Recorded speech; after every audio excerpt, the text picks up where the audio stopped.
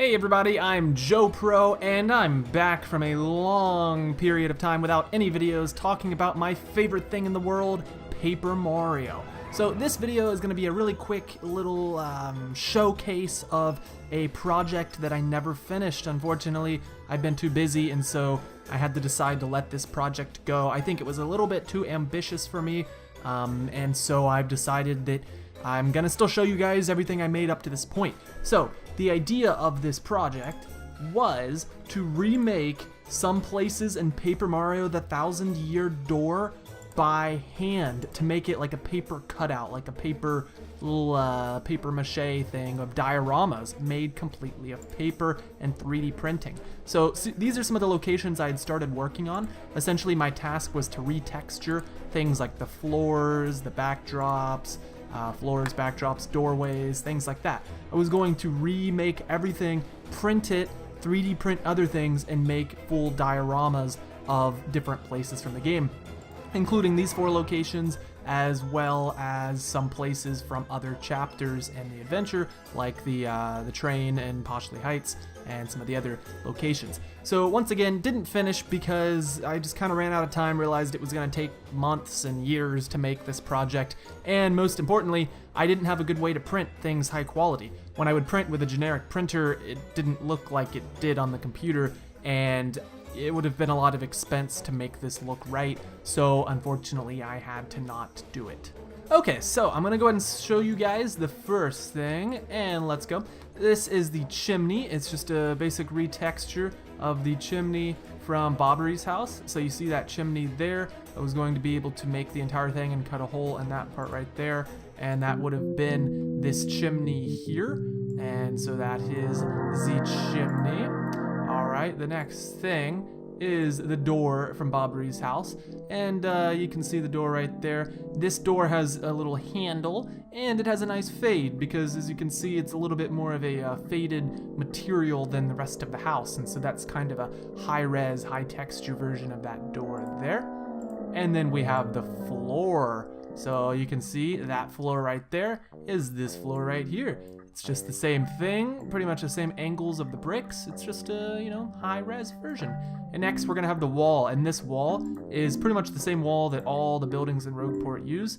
And that's it right there. You can see that it has some, this is a bad image by the way, but you can see in any of these, like this one's a little bit better, that the walls have like a more greenish color. They have an orangish color, and then most of them are this generic kind of, I don't know, like a nude color, I suppose. It's kind of like just a boring, bland color, just like Rogueport.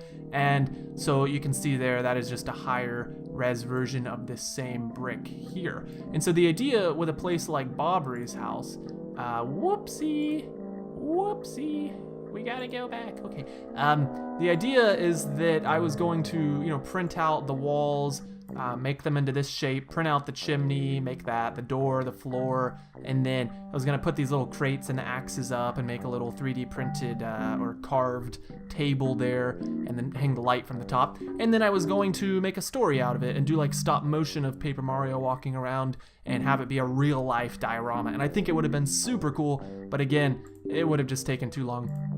So next we have the duplex room, you can see here, and it's got a lot of things that would have needed to be 3D printed. It's got this nice backdrop here, the floor and the carpet, and so as you saw a second ago, this is my version of the backdrop. It still has the clouds, they're a little bit different, but you got the moon there, you got the purple hue.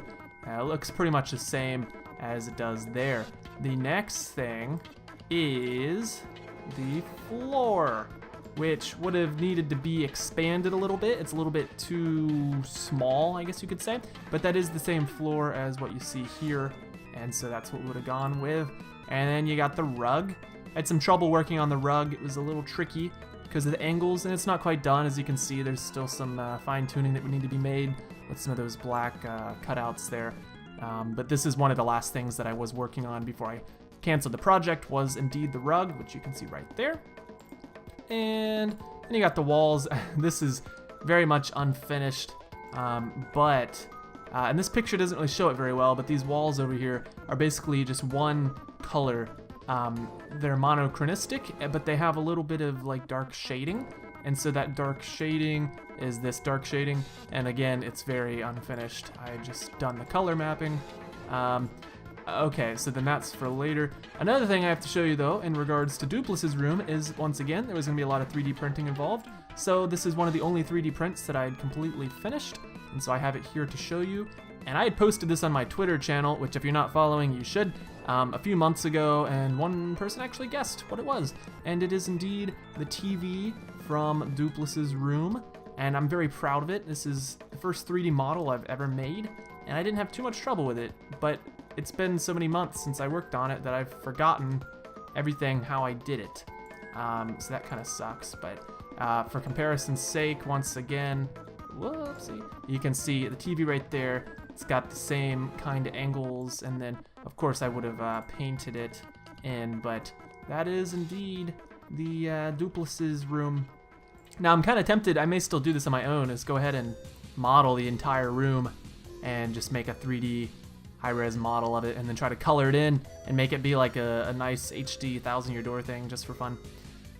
Okay, next we have Frankly's house. For Frankly's house, again, this is super early. Actually, I don't know what this is. I guess it's supposed to be one of those baskets back there, but as you can tell, it's clearly not ready. This was a crate that, I don't know, where is that supposed to be? Is it supposed to be, maybe, I think this is supposed to be for Bobbery's house. I don't know, regardless, that actually looks pretty solid. I'm happy with how that turned out. And we have a desk, which was definitely going to be Frankly's house. As you can see there, it's also pretty crappy. Didn't make much progress with that. It was towards the end. And then the floor, which I'm too embarrassed to show you for more than a second, so I'm going to move on from that. Oh yeah, and there's the map, which you can't really see because of this annoying GIF, but that's the map. It's the map. It's the map. Yay, it's the map. And then that's the crappy trash can that would have been rolled into a little cylinder there and then placed on the floor. So that's that. And then the final thing is in Rogueport Square is the ground.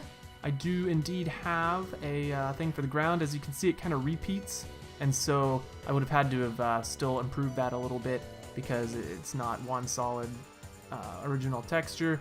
And then the walls to the end, which let me see if I can get that shown for you. So you see the end there, it's got like those beige bricks, and then it's got some black bricks. That's the same as this, and they're pretty much the same spacing. Like you can see there's like 4 in a row there, and there's like 5 there, so it's pretty similar overall.